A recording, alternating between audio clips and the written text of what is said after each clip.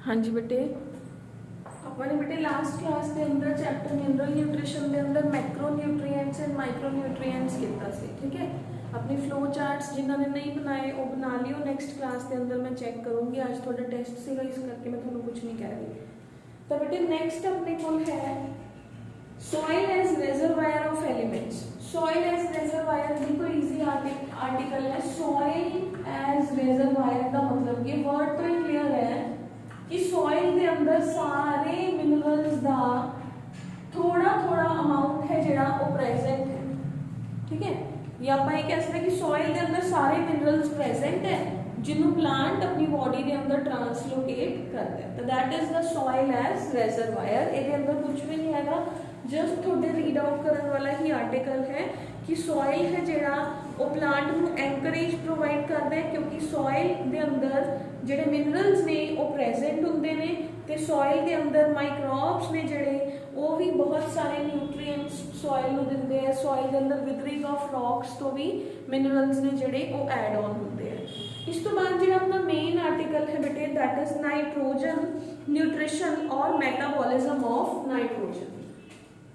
Nitrogen nutrition और metabolism of nitrogen.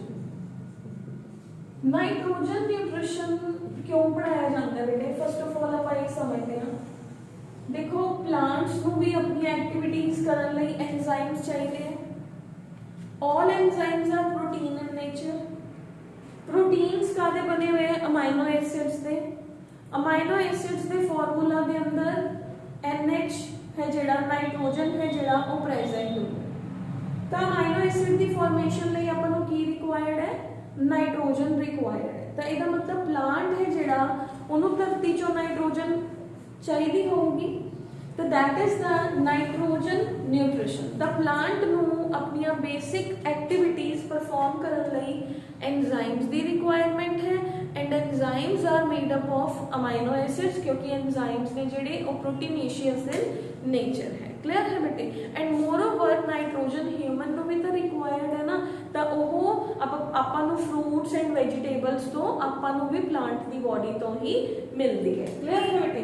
पर आपां प्लांट्स की गल कर रहे हैं तो नाइट्रोजन है जिहड़ा this is the most prevalent या fourth most prevalent matter on the earth और एलिमेंट ऑन द अर्थ। तो प्लांट की बॉडी के अंदर बहुत सारे amino acid vitamin hormones the production लई आपां नूं नाइट्रोजन है जिहड़ा ओह चाहिदा ही चाहिदा है। पर नाइट्रोजन है जिहड़ा that is available in the form of nitrogen gas in the nature. Plant ओनू एब्जॉर्ब नहीं कर सकता हैगा, तो प्लांट को ओनू यूजेबल फॉर्म के अंदर कन्वर्ट करना पैंदा है, ठीक है। ओनू यूजेबल फॉर्म के अंदर कन्वर्ट करना मींस इनू नाइट्राइट, नाइट्रेट और नाइट्राइट्स के अंदर कन्वर्ट करना पैंदा है, ठीक है।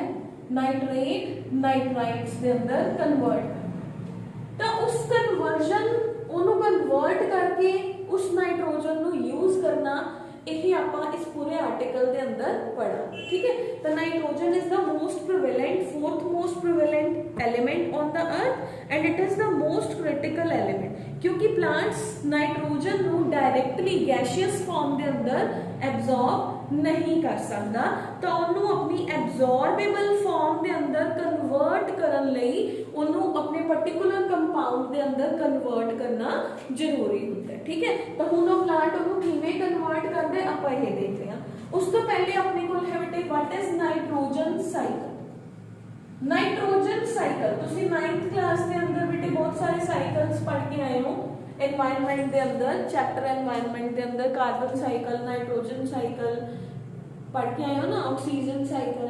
तो सिमिलरली इस चैप्टर के अंदर अपने को नाइट्रोजन साइकिल। नाइट्रोजन साइकिल की कहते हैं एटमॉस्फेयर के अंदर साइकिल कोई भी होए वो की कहता है एटमॉस्फेयर के अंदर, एनवायरनमेंट के अंदर, एटमॉस्फेयर के अंदर नाइट्रोजन है।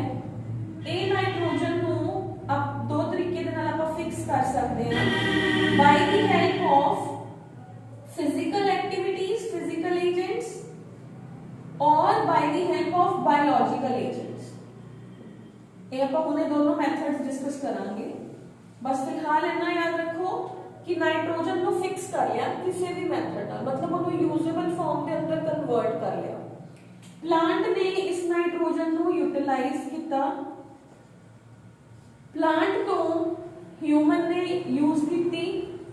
हुण मान लो अगर दोनों की डेथ होगी तो वो नाइट्रोजन वापस फिर सॉइल के अंदर चली गई, ठीक है, या आप कह सकते हैं कि वो एटमॉस्फेयर के अंदर आ गई। That is the nitrogen cycle. Nitrogen cycle का मतलब है एटमॉस्फेयर के अंदर नाइट्रोजन है, नाइट्रोजन की फिक्सेशन हुई, नाइट्रोजन जेडे प्रोकैरियोट्स ने उन्होंने भी यूज किया, नाइट्रोजन प्लांट्स ने भी यूज किया, एनिमल्स और प्लांट्स ने अपने जेडे भी प्रोटीन्स बनाने सी उन्होंने बनाए। उस तो बाद उन्होंने बॉडी जिहड़ी है जदों डीकंपोज हुई, डेथ हुई, तो नाइट्रोजन वापस नेचर के अंदर आ गई। That is called as the nitrogen cycle. The regular circulation of the nitrogen as a reservoir in the planet earth.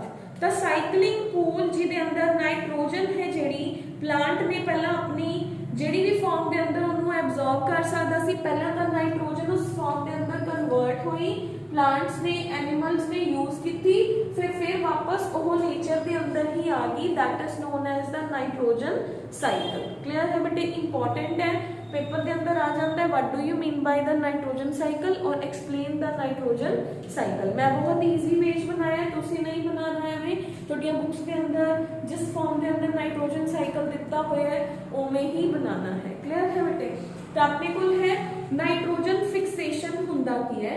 Nitrogen fixation हुंदा बेटे नाइट्रोजन नु गैशियस फॉर्म तो ओदी यूजेबल फॉर्म के अंदर कन्वर्ट करना, that is into the nitrate, nitrite, ammonia. जिस form के अंदर भी प्लांट उन्हें यूज कर सकता है उन्हें उस फॉर्म के अंदर कन्वर्ट करना। Nitrogen fixation is the conversion of the atmospheric nitrogen into the ammonia, nitrate, nitrite, that is called as the nitrogen fixation. Nitrogen fixation दो तरीके दे नाल होंदी है बेटे। नाइट्रोजन फिक्सेशन है JD it's of two types. Abiological nitrogen fixation, abiological means atmosphere की help के नाल फिजिकल नाइट्रोजन फिक्सेशन जिन्हों मैं लिखिया सी, मतलब बिजली जो दी डिशकी जिन्हों आप कहते हैं इलेक्ट्रोकैमिकल या आप कहते हैं उन्होंने that is also known as the we have is the thunder storms जिन्हों कह देते हैं, ठीक है, बिजली डिशकी या अपने को होया इंडस्ट्रीज चो जड़ा समान धुआं निकलिया ओदी हेल्प दे नाल, या फिर थर्ड है अपने कोल यूवी रेडिएशंस दी हेल्प दे नाल जदों नाइट्रोजन फिक्स हुंदी है। मींस नाइट्रोजन फिक्सेशन दा मतलब की है नाइट्रोजन गैस दी फॉर्म च सी, ए ऑक्सीजन दे नाल कंबाइन कीती, इन्हें 2NO क्रिएट करता, फिर ए 2NO है जिहड़ा ए होर ज्यादा ऑक्सीजन दे नाल कंबाइन कीता, इन्हें अपनी यूजेबल फॉर्म है जिहड़ी ओह क्रिएट करती, तो that is called as the nitrogen fixation. ठीक है बेटे, तो that is the nitrogen fixation. And what we have is इहदे अंदर अपने को बनूगा 2NO2, ठीक है, तो that is the usable form of the nitrogen. A biological nitrogen fixation. Biological nitrogen fixation की होता है बेटे अर्थ के अंदर बहुत सारे ऐसे एंजाइम ऐसे बैक्टीरियाज प्रेजेंट ने या माइक्रो ऑर्गेनिजम्स प्रेजेंट ने जो कि सॉइल के अंदर प्रेजेंट नाइट्रोजन नु खा के उन्होंने यूजेबल फॉर्म के अंदर कन्वर्ट कर देंगे हैं। हुण वो बैक्टीरिया दो तरह के हैं। द माइक्रो ऑर्गेनिजम्स जिहड़े नाइट्रोजन फिक्स करते हैं ये दो तरीके नाल करते हैं, asymbiotic nitrogen fixation and symbiotic nitrogen fixation। asymbiotic nitrogen fixation की हुंदा है बेटे, पहला तो symbiotic समझते हैं। symbiotic का मतलब हुंदा है मान लो एक प्लांट है ओदियां रूट्स के अंदर कोई बैक्टीरिया रह रहे हैं, वो बैक्टीरिया नाइट्रोजन फिक्स कर रहे हैं पर प्लांट दियां रूट्स उन्होंने शेल्टर दे रही हैं, दोनों को फायदा हो रहा है ना एक दूसरे का, बोथ आर बेनिफिटेड, वो हुंदे symbiotic। एसिम्बायोटिक होंगे जो दोनों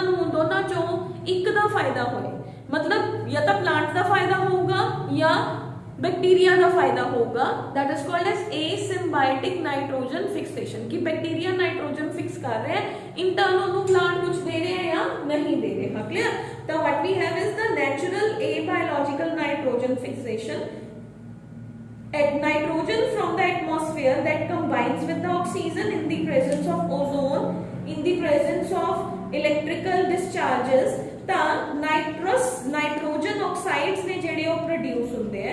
ਐਂਡ ਨਾਈਟ੍ਰੋਜਨ ਆਕਸਾਈਡਸ ਜਦੋਂ ਪਾਣੀ ਦੇ ਨਾਲ ਮਿਕਸ ਹੁੰਦੇ ਨੇ ਤਾਂ ਉਹ ਨਾਈਟ੍ਰਿਕ ਐਸਿਡਸ, ਨਾਈਟਰਸ ਐਸਿਡਸ ਨੇ ਜਿਹੜੇ ਉਹ ਫਾਰਮ ਕਰ ਦਿੰਦੇ ਆ। ਐਂਡ ਫਾਈਨਲੀ ਆਪਣੇ ਕੋਲ ਨਾਈਟ੍ਰੇਟਸ ਐਂਡ ਨਾਈਟਰਾਈਟਸ ਨੇ ਜਿਹੜੇ ਉਹ ਬਣ ਜਾਂਦੇ ਆ। ਹੁਣ ਇਹ ਤਾਂ ਸੀਗਾ ਆਪਣੇ ਕੋਲ ਨਾਈਟ੍ਰੋਜਨ ਫਿਕਸੇਸ਼ਨ ਹੁੰਦੀ ਕਿਵੇਂ ਹੈ। ਤਾਂ ਨਾਈਟ੍ਰੋਜਨ ਫਿਕਸੇਸ਼ਨ ਹੈ ਜਿਹੜੀ ਦੋ ਤਰੀਕੇ ਦੇ ਨਾਲ ਹੁੰਦੇ, ਏਬਾਇਓਲੋਜੀਕਲ ਐਂਡ ਬਾਇਓਲੋਜੀਕਲ। ਏਬਾਇਓਲੋਜੀਕਲ ਹੋ ਗਿਆ ਜਦੋਂ ਬਿਨਾ ਮਾਈਕਰੋ ਆਰਗੈਨਿਜ਼ਮਸ ਤੋਂ ਨਾਈਟ੍ਰੋਜਨ ਫਿਕਸ ਹੋਏ, दैट इज ਏਬਾਇਓਲੋਜੀਕਲ। ਜਦੋਂ ਮਾਈਕਰੋਬਸ ਦੀ ਹੈਲਪ ਦੇ ਨਾਲ ਨਾਈਟ੍ਰੋਜਨ ਫਿਕਸ ਹੋਏ, that is called as biological. Microbes ਦੀ ਹੈਲਪ ਦੇ ਨਾਲ ਚਾਰ ਤਰੀਕੇ ਦੇ ਨਾਲ ਨਾਈਟ੍ਰੋਜਨ ਫਿਕਸ ਹੁੰਦੀ ਹੈ, that is free living nitrogen fixing bacteria, कि बैक्टीरिया फ्रीली सॉइल के अंदर अवेलेबल है। उनका नाम याद करना है बेटे, azotobacter, and we have is clostridium. Second है free living nitrogen fixing cyanobacteria, यानी कि ये भी फ्री लिविंग ने पर नाइट्रोजन फिक्स कर रहे हैं, बट इन्हां दी कैटेगरी साइनोबैक्टीरिया है। इन्हां दा एग्जांपल है एनाबीना एंड नॉस्टॉक।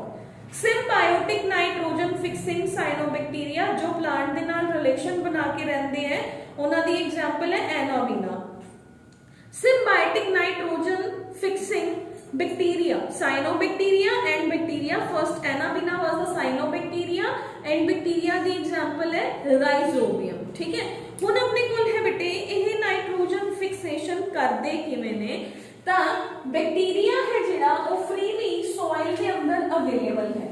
ठीक है, हुण वो बैक्टीरिया की करदा है बेटे, मान लो अपने कोल कि बैक्टीरिया नाइट्रोजन फिक्स किवें करदा है। This is the root of your plant या रूट हेयर। ये मेरे कोल सॉइल दे पार्टिकल्स ने ते सॉइल दे अंदर मेरे कोल बैक्टीरिया है। ये बैक्टीरिया सॉइल दे अंदर मल्टीप्लाई हुंदा हुंदा इस रूट दे नाल कांटेक्ट च आंदा है ते एक इन्फेक्शियस थ्रेड, मतलब ਇਹਦਾ मल्टीप्लिकेशन चो ही कुछ केमिकल रिलीज होया जिन्हें एक इन्फेक्शियस थ्रेड बनाया। रूट इस इन्फेक्शियस थ्रेड दे अराउंड मैं सेकंड डायग्राम च दिखा रही हां, ਉਹ ਇਸ ਤਰੀਕੇ ਦੇ ਨਾਲ ਮੁੜ ਜਾਂਦੀ ਹੈ। ਇਸ ਮੁੜੀ ਹੋਈ ਰੂਟ ਨੂੰ ਆਪਾਂ ਕਹਿੰਦੇ ਆ ਰੂਟ ਨੋਡਿਊਲ।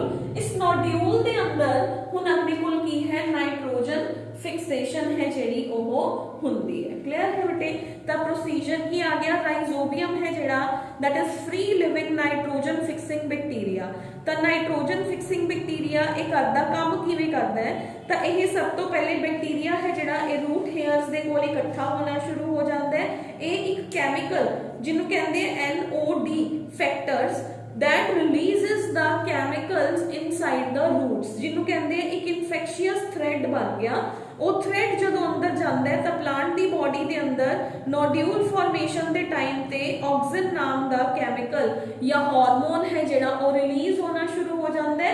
ਐਂਡ ਜਿਹੜਾ ਰੂਟ ਹੇਅਰ ਸੀਗਾ ਉਹ ਇੱਕ ਥ੍ਰੈਡ ਦੀ ਫਾਰਮ ਦੇ ਅੰਦਰ ਜਿਹੜਾ ਹੈ ਜਿਹੜਾ ਮੁੜ ਜਾਂਦਾ ਹੈ। मुड़ के इत्थे एक नोड्यूल बन गया। उस नोड्यूल के अंदर उन्हों बैक्टीरियाज फ्रीली रहेंगे, अपना काम करते रहेंगे। प्लांट को नाइट्रोजन है जिहड़ी ओह अवेलेबल हुंदी रहूगी। That is known as the we can say the procedure how the nitrogen is fixed inside the body of the plant. इहदे अंदर मैकेनिज्म की है बेटे, मैकेनिज्म दे अंदर अपने कोल है bye the help of the ATP and NADP molecules कुछ enzymes ने जिहड़े ਉਹ एक्टिवेट हो जाते हैं, ਉਹ उस नाइट्रोजन ਨੂੰ डाईअमाइड्स ਦੇ अंदर कन्वर्ट करते हैं, फिर अमोनिया के अंदर कन्वर्ट कर देंगे हैं एंड वो अमोनिया प्लांट है जिहड़ा यूटिलाइज कर लेंदा है। तो first we have is the nitrogen fixation requires ATP molecule, NADPH molecule, enzyme है डाईनाइट्रोजिनेज एंजाइम। सब तो पहले कंपाउंड्स फॉर ट्रैपिंग अमोनिया है जिहड़ा that is formed by the reduction of die nitrogen. Nitrogen die nitrogen है ना, दो molecules of nitrogen है, अपन लिखते हैं N2 दी फॉर्म दे अंदर, तो डाई नाइट्रोजन है। हुण अपने कोल सब तो पहले की होया कि जेड़ी अपने कोल ये डाई नाइट्रोजन है, यह एंजाइम्स दी प्रेजेंस दे अंदर डाईअमाइड हाइड्राजीन दे अंदर अपने को फाइनली कन्वर्ट होंदी है अमोनिया के अंदर एंड अमोनिया है जिहड़ा वो प्लांट अपने यूज के लिए यूटिलाइज कर लेंदा है। यानी कि दो प्रोसेसिस हो गई, ammonification and nitrification.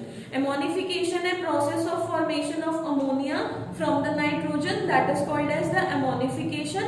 And nitrification की हो गया बेटे the phenomenon of conversion of ammonium ions into the nitrate ions, that is called as the nitrification. Denitrification की हो गया इन्हां सबस्टेंसेस दा नाइट्रेट्स एंड नाइट्राइट्स दा वापस नाइट्रोजन दे अंदर कन्वर्ट होना, यानी कि नाइट्रोजन दे कंपाउंड्स दा ब्रेक होना, that is called as the denitrification. तीन डेफिनेशंस आ गई बेटे, ammonification, denitrification and we have is the nitrification. Clear है? एमोनिफिकेशन अपने को की हो गया process of formation of the ammonia like substances. Nitrification, conversion of the ammonium into the nitrates and nitrites. Then we have the denitration. Denitrification हो गया कि वापस माइक्रो ऑर्गेनिजम्स ने जेडे वो नाइट्रेट्स एंड नाइट्राइट्स नु यूज करके उन्हें वापस कन्वर्ट कर देन एंड दे अंदर, that is called as the denitrification. Nitrates and nitrites का ब्रेक डाउन कर देना, ठीक है, दैट इज कॉल्ड एज। हुण बेटे nitrate assimilation. Nitrate assimilation word का मतलब की है, सब तो पहले तो प्लांट एसिमिलेशन वर्ड का मतलब की होता है कि कोई भी चीज आप ह्यूमन च भी एसिमिलेशन पढ़ी सीगी। एसिमिलेशन का मतलब होता जो चीज बन गई उन्होंने जो एनर्जी लेना, ठीक है, तो उन्होंने डेड फॉर्म के अंदर, लास्ट फॉर्म के अंदर कन्वर्ट कर देना। तो ये अंदर reduction of nitrate to nitrite. Nitrogen assimilation का मतलब है कि प्लांट्स ने जेडे जो नाइट्रेट्स एंड नाइट्राइट्स बने ने उन्हां चों नाइट्रोजन ले लेंगे। नाइट्रोजन ले लेंगे तो हुण अपने कोल है जेडे नाइट्रेट्स एंड नाइट्राइट्स ने वो फाइनल फॉर्म ऑफ अमोनिया या जेड़ा भी कंपाउंड है फाइनल कंपाउंड के अंदर कन्वर्ट हो जाएंगे।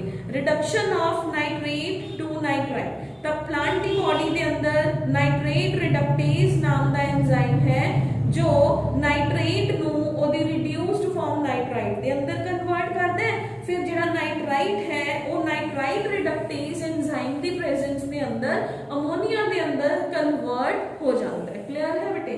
तो अपने को नेक्स्ट है अमीनो एसिड्स ने जेडे ये किवें बनते हैं, तो तुसी पूरा डिटेल के अंदर नहीं करना, तुसी प्रोसेस का नाम याद करना है।